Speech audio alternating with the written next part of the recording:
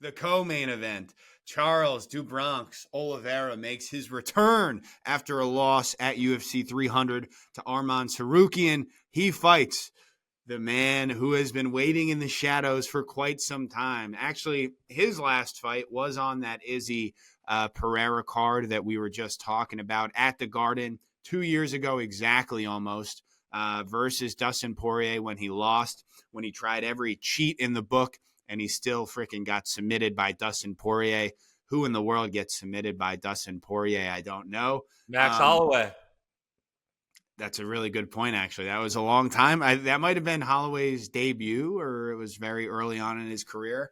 But yes, so Michael Chandler, the return, he finally gave up on Red Panty Night, and now he has to fight Du Bronx in a rematch from a fight in 21 for the vacant strap after Khabib retired. Super, super exciting fight. Justin, who you got here? Break it down for me.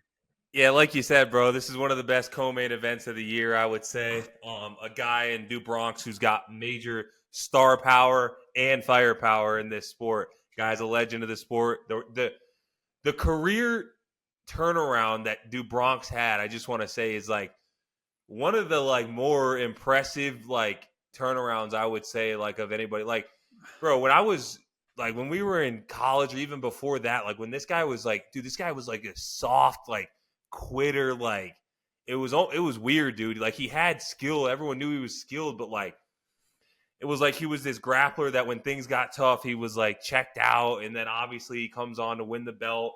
We've seen what he's done in the sport since then, but you go over to Michael Chandler, bro. Like you said, he waited 2 years for Red Panty Night.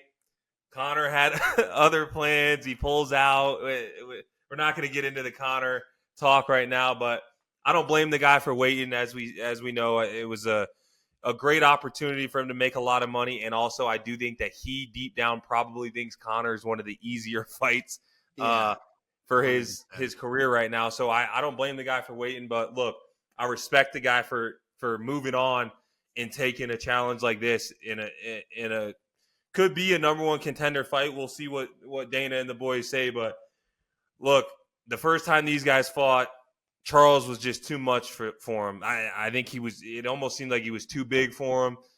And Chandler didn't use the wrestling like I always when I talked about when these guys don't threaten Charles, like if you aren't seriously threatening him with the takedown and like can put him on his back and keep him there for a while, it's like he just marches forward in your face and he's gonna land that shot at some point. And I feel like in the first fight he got Chandler's back in the beginning, and then Chandler reversed it, obviously. But dude, just a dangerous fight all in all. But I just have a feeling, bro, that things go differently this time.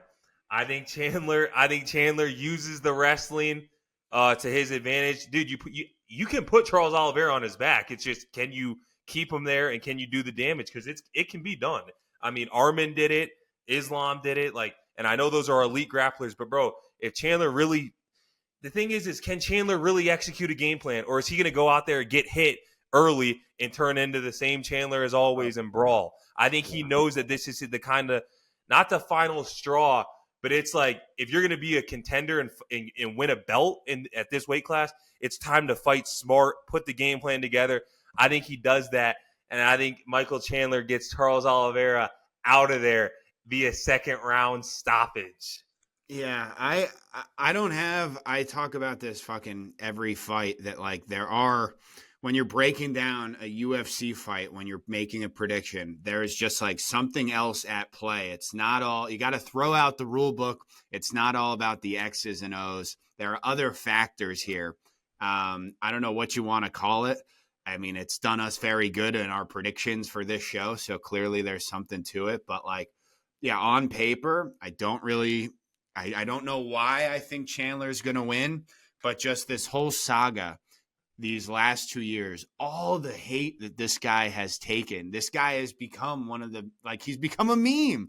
Like, I mean, everyone still likes Chandler, but just with the way he's carried himself, getting the McGregor fight, Obviously, everyone was almost rooting for it not to happen, just like because it would have been hilarious for Chandler to take that much time off to not get the fight. And that's exactly what we saw happen. Again, the first fight, it's hard to take that much. Olivera had his back, almost submitted him. Then Chandler gets out. He nearly, comes within seconds of knocking him out in that first round. Olivera survives, and then he puts Chandler away very early in that second round. Dude, I think, as you said, regardless, everyone knows the story with Chandler. Oh, he can't stick to a game plan. He's the dumbest fight. He's the best fighter, in the first, 2 minutes of the fight, and then he just becomes uncoachable.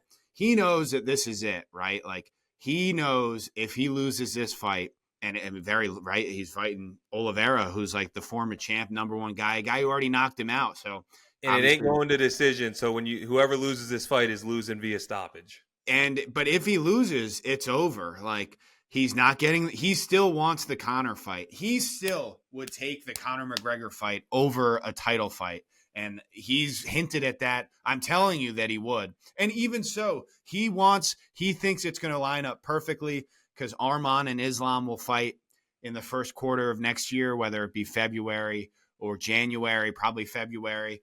And then Islam will not be able to fight for a while because of his religious holidays. So he's not going to fight for months.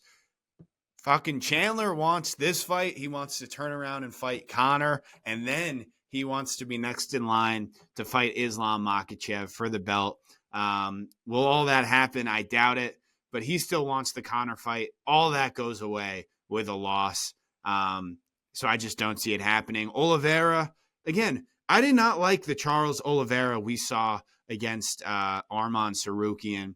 It was a close fight. It was super close. Arman won. People saying it was a robbery are out of their minds, but that was not Olivera that went on this run. Even against Dariush. Because there was the threat of the takedown and somebody who could control him on the ground. Exactly. Not only was there the threat of the takedown, he got out wrestled and he got outstruck. Like, again, it wasn't like it was a super close fight, but against Dariush, he got taken down immediately and controlled on the ground. He ends up catching him with a head kick, puts him away, and you forget about it. Against Islam, he got kind of dominated, if we're being honest with each other. Yeah, I don't know. I don't I just think Chandler's going to knock him out. Can't you see Chandler, like, after the fight, big knockout, and he does another, like, mic drop. He calls out McGregor. He calls out Islam. He probably is going to call me out. He calls out the haters. He pulled himself up from his bootstraps, all this good stuff. I got Michael Chandler by knockout. But, again, I think it'll probably happen in the first round. Don't really see it getting out of the first. But, again, Olivera, I love Olivera. As you mentioned, the Do Bronx era. Probably like one of the more fun title reigns, at least in recent memory. One of the great career turnarounds of all time. It's not his time anymore. Michael Chandler is going to get it done, but it'll be a sick fight. And yeah, we'll see what McGregor. We'll see what Daddy McGregor has to say. Clearly, he's going to say, "Oh, we'll fight in 2025." We've been hearing that one for years, so I don't know if it'll actually happen, but it'll be a good fight.